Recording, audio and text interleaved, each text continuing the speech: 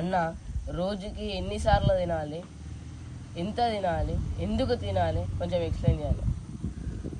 గురుర్ బ్రహ్మ గురుర్ విష్ణు గురుదేవో మహేశ్వరః గురు సాక్షాత్ పరబ్రహ్మ తస్మై శ్రీ గురవే నమః.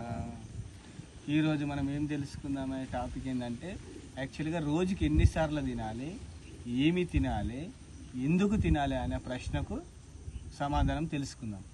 యాక్చువల్గా మన రోజులో ఒక్కసారి తిన్నవాడు యోగులు అవుతారు, 2 సార్లు తిన్న వాళ్ళు భోగులు అవుతారు, 3 సార్లు తిన్న వాళ్ళు రోగులు అవుతారు. ఒక్కసారి తిన్న ఇప్పుడు మనం ఏదైనా శివమాల వేసినా, హనుమంతుని మాల వేసినా, లేకపోతే అయ్యప్ప మాలలు వేసినా రోజుకు ఒకటేసారి తింటారు. ఒక్క పొద్దు అంటారు. ఒక్క పొద్దు అంటే ఏందయ్యా అంటే రోజులో ఒకటేసారి తినడాన్ని ఒక్క పొద్దు అంటారు. ఒక్క పొద్దు తిన్న రోజుకి అంటే ఒకటేసారి తింటారు, మధ్యాహ్నం కానీ సాయంత్రం కానీ. మధ్యాహ్నము ఎండ సూర్యుడు ఎక్కువ ఉంటాడు కాబట్టి మధ్యాహ్నం పూట ఒకటేసారి తినేసి ఇక మళ్ళీ 24 గంటలు మళ్ళీ ఆ టైం దాకా మళ్ళీ 1 గంట దాకా ఒకటేసారి తింటారు. అలా ఒక్కసారి తిన్న వాళ్ళకి సంకల్ప శక్తి ఎక్కువ పెరుగుతుంది. వాళ్ళు ఎక్కువ కడుపు మార్చుకోరు. కడుపు మాడుస్తే బ్రెయిన్ పనిచేస్తుంది. కడుపులో నిండున్నది అనుకో బ్రెయిన్ డల్ అవుతుంది. ఆహారం కడుపులో తక్కువ ఉంటే ఎక్కువ మెమొరీ పవర్ ఉంటుంది. ఆహారము ఎక్కువ ఉంటే మంద బుద్ధి ఉంటుంది. సో అందుకనే రోజుకు ఒక్కసారి తిన్నవాడు ఉత్తముడు అవుతాడు, యోగులు అవుతారు. 2 సార్లు తిన్నవాడు అంటే పొద్దున ఒకసారి సాయంత్రం ఒకసారి 2 సార్లు తిన్న వాళ్ళు భోగులు అవుతారు. భోగులు అంటే ఎంజాయర్ అవుతారు, ఎంజాయ్మెంట్ అవుతాడు. 3 సార్లు తిన్నాడు అయితే పొద్దున్న ఒకసారి, మధ్యాహ్నం ఒకసారి, రాత్రి ఒకసారి, 3 సార్లు తిన్నాడు అనుకో వాడు రోగిష్ఠుడు అవుతాడు, రోగాల పాలు అవుతాడు. సో మన సమాజంలో చూసుకుంటే అందరూ చాలా యాక్చువల్గా ఆరోగ్యం అంటే ఏందయ్యా అంటే రోగాలు లేని స్థితి, రోగము రాని స్థితి. మన సమాజంలో 100 మందిని తీసుకుంటే 100లో 100 మందికి అనారోగ్యులే ఉన్నారు. ఎవరైనా మనం కలిసినప్పుడు ఏం అడుగుతారు, బాగున్నవా అని అంటారు. బాగున్నవా అంటే ఏంది, మీ ఆరోగ్యం బాగుందా, మంచిగుందా అన్నట్టు. దానికి మనం యాక్చువల్గా సమాధానం ఏం అందరము బ్లైండ్గా బాగున్నా మంచిగున్నాం అంటాం. యాక్చువల్గా మనం చెప్పాల్సిన సమాధానం నేను బాగులేను అని అనాలి. ఎందుకో తెలుసా, మన శరీరంలో చాలా మన జీవన విధానం వల్ల మన శరీరంలో చాలా రోగాలు ఉన్నాయి. యాక్చువల్గా ఆరోగ్యం అంటే ఏందయ్యా అంటే అన్ని జీవరాశులకు ఆరోగ్యం ఉంది. ఒక కుక్కకు కానీ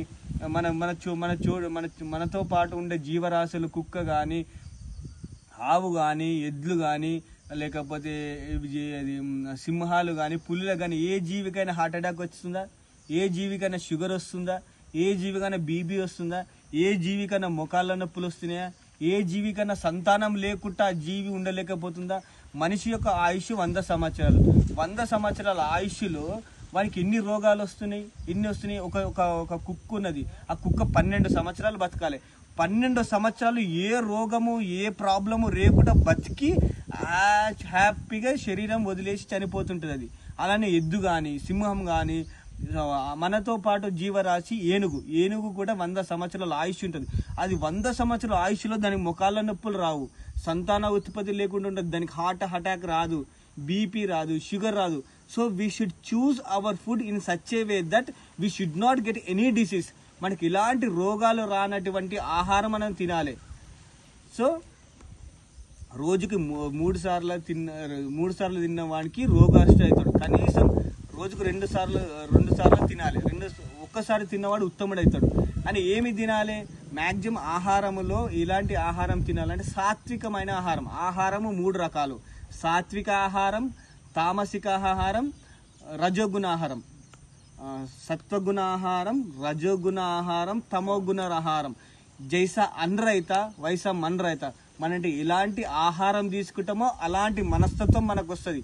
సో మనం తీసుకునే ఫుడ్ ఎలా ఉండాలంటే అది కేవలం మన శరీరాన్నే కాదు, మన మనసు మీద కూడా ప్రభావం పడుతుంది.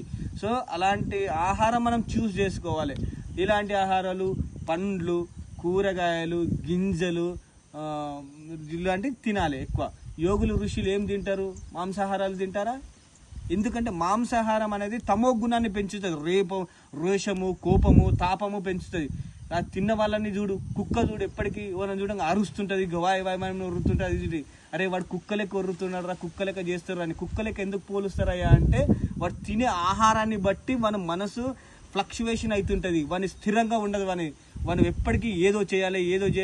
సత్వగుణ ఆహారం ఏందయ్యా అంటే ఆ సత్వగుణ ఆహారం తిన్నవాడికి మనశ్శాంతిగా ఉంటుంది, నిమ్మలంగా ఉంటాడు, హాయిగా ఉంటాడు, వాడు పేషెన్స్ ఎక్కువ ఉంటుంది, అరవడు, లొల్లి పెట్టడు, సైలెంట్గా ఉంటాడు, కామ్నెస్ ఉంటుంది. సో అలాంటి ఫుడ్ తిన్న వాళ్ళకి అలాంటి ఫుడ్స్ ఏమయ్యా సాత్విక ఆహారం అంటే కూరగాయలు, పండ్లు, గింజలు, జ్యూసెస్, ఇవన్నీ సత్వగుణం ఆహారం వస్తుంది. రజోగుణ ఆహారం ఏందయ్యా అంటే రజోగుణం వ్యక్తులు ఎలా ఉంటారు అంటే ఎప్పటి కోపము, తాపము, అది చేయాలి, ఇది చేయాలి, అది కొనాలి, ఇది కొనాలి, అటు పోవాలి, ఇటు పోవాలి, అది ఇది ఎప్పటికి ఫ్లక్చువేషన్ ఉంటుంది. వాని మైండ్ స్థిరంగా ఉండదు, అది కావాలి, ఇది కావాలి, అటు పోవాలి, ఇటు పోవాలి, మన సంతృప్తి అనేది కూడా ఉండదు. ఎన్ని ఉన్నా ఏది ఉన్నా ఇంకా ఇంకా ఇంకా ఆశ పెరుగుతుంటుంది. ఎందుకు? మనం ఆహారం ఎట్లా తింటామో మన మనస్సు కూడా అలానే ఉంటుంది. సో రజగుణ వ్యక్తులు ఎలా ఉంటారు అంటే ఎప్పటికీ తాపం, అది చూడాలి, ఇది చూడాలి, ఆడుకోవాలి, ఈడుకోవాలి, అది కావాలి, ఇది కావాలి, ఇంకా ఇంకా ఇంకా ఇంకా ఇంకా వాళ్ళకి ఎంత చేసినా ఏం చేసినా ఇంకా ఇంకా అనే తాపత్రయం ఉంటుంది. సో అలాంటి ఆహారాలు ఏంటంటే ఎక్కువ ఫ్రైలు చేయడము, ఫ్రై చేసిన ఆహారాన్ని చెడగొట్టడము, అలాంటి ఆహారాలు. సో ఎక్కువ వేడి చేసినవి, ఎక్కువ నూనెలో దేవిన ఆహారాలు, ఎక్కువ నూనెలు, మసాలాలు, ఇవన్నీ వేసిన ఎక్కువ ఆహారము రజోగుణాన్ని పెంచుతుంటాయి. సో ఇంకొకటి ఏంటంటే తమో గుణం అంటే డీప్ ఇగ్నోరెన్స్, వాడు జ్ఞానాన్ని తెలుసుకోలేడు, మూర్ఖుడు ఎవరయ్యా అంటారంటే తమో గుణ వ్యక్తులు మూర్ఖులు అంటారు. అలాంటి ఆహారం ఏంటంటే మాంసము, మద్యము, ఈ ఆహారాలు అన్ని తీసుకున్న వాళ్ళకి తమో గుణం ఎక్కువ. మన సమాజంలో 95% మంది రజోగుణము, తమో గుణం వ్యక్తులే ఉన్నారు. ఎందుకంటే వాళ్ళు అలాంటి ఆహారం తీసుకుంటున్నారు, ఫ్రై చేసినటువంటి, డీప్ చేసినటువంటి, వండినటువంటివి, మసాలాలు వేసినవి, ఉప్పు, కారాలు, నూనెలు ఎక్కువ వేయడం వల్ల ఆ ఆహారం అనేది రజోగుణం బట్టి ఆ రజోగుణమే మనకు గుణంగా మారుతుంది. సో అలా ఈ తమో గుణం ఆహారము, ఈ మాంసము, మద్యము, డీప్ ఫ్రై చేసినవి, వీళ్ళన్నీ ఆహారము రజోగుణంకి వస్తాయి.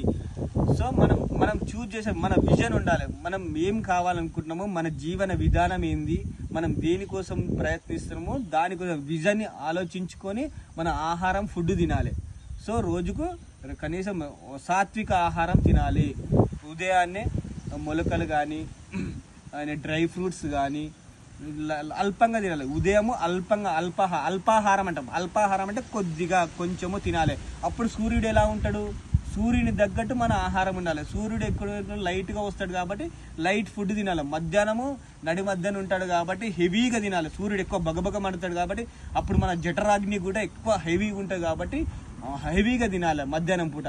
రాత్రి సూర్యుడు అస్తమిస్తాడు, అల్పగిస్తాడు. సూర్యుడు అస్తమించిన లోపే గూట్లో దీపం, నోట్లో ముద్ద.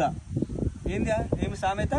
గూట్లో దీపాలు పెట్టాలి, నోట్లో ముద్దలు పెట్టాలి. అంటే మనం లైట్లు వెలిగించేటప్పటికి వెలిగించిన వెంటనే ఒక 5-10 నిమిషాల లోపు ఆహారం తినాలి. అంటే 7 లోపు డిన్నర్ కంప్లీట్ చేసేసేయాలి.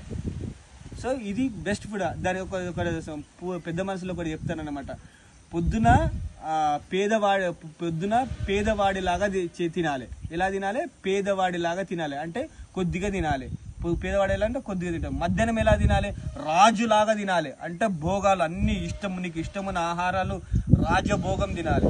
సాయంత్రం పూట ఎలా తినాలి అంటే భిక్షగాడిలా తినాలి. భిక్షగాడిలా అంటే దొరికితే తినాలి, లేకపోతే లేదు. అంటే అల్పంగా తినాలి. ఒక పెద్ద మనసులో కూడా చెప్తానన్నమాట. పొద్దున పేదవాడిలాగా తినాలి. ఎలా తినాలి? పేదవాడిలాగా తినాలి అంటే కొద్దిగా తినాలి. పేదవాడు ఎలా అంటే కొద్దిగా తింటాం. మధ్యాహ్నం ఎలా తినాలి?